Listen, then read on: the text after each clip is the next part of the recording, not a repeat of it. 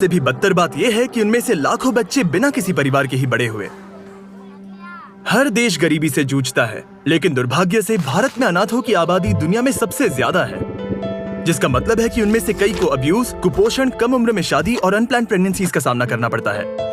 और इन बच्चों के सामने आने वाली सभी बाधाओं की वजह से दुर्भाग्यवश ये अपनी पढ़ाई को उतना महत्व नहीं दे पाते। आप लोगों के कई सारे कमेंट्स देखकर जहां आपने हमें इंडिया आने के लिए कहा, हम फाइनली यहां आए और काफी कुछ हमारी एक्सपेक्टेशंस से बढ़कर हुआ। हमने बॉलीवुड के सबसे बड़े सितारों में से एक के साथ कोलैबोरेट किया।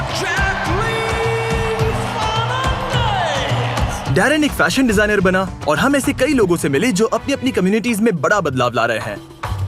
इसीलिए हमने भारत में सिर्फ एक नहीं बल्कि 2 प्रोजेक्ट्स करने का तय किया। और जब हम न्यू दिल्ली पहुंचे, डैरेन की मुलाकात हुई डॉक्टर मोदी से, पहले ऑर्गेनाइजेशन की फाउंडर।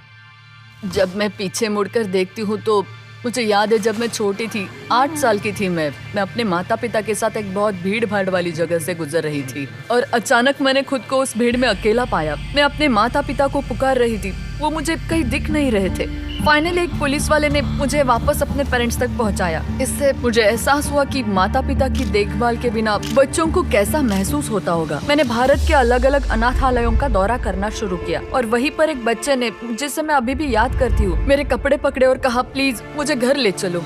यहीं से शुरुआत हुई उदयन घर होम प्रोग्राम की, जहां अनाथ और छोड़े गए बच्चों को सौंपा जाता है लाइफ लॉन्ग मेंटोर पेरेंट्स को। बहुत ही डेडिकेटेड केयर गिवर्स का एक ग्रुप जो छोटे बच्चों को बढ़ने के लिए एक लविंग फैमिली एनवायरनमेंट देता है ताकि वो समाज में बाकी बच्चों की तरह विकसित हो सके। लेकिन उदयन केयर बस यही नहीं रुका।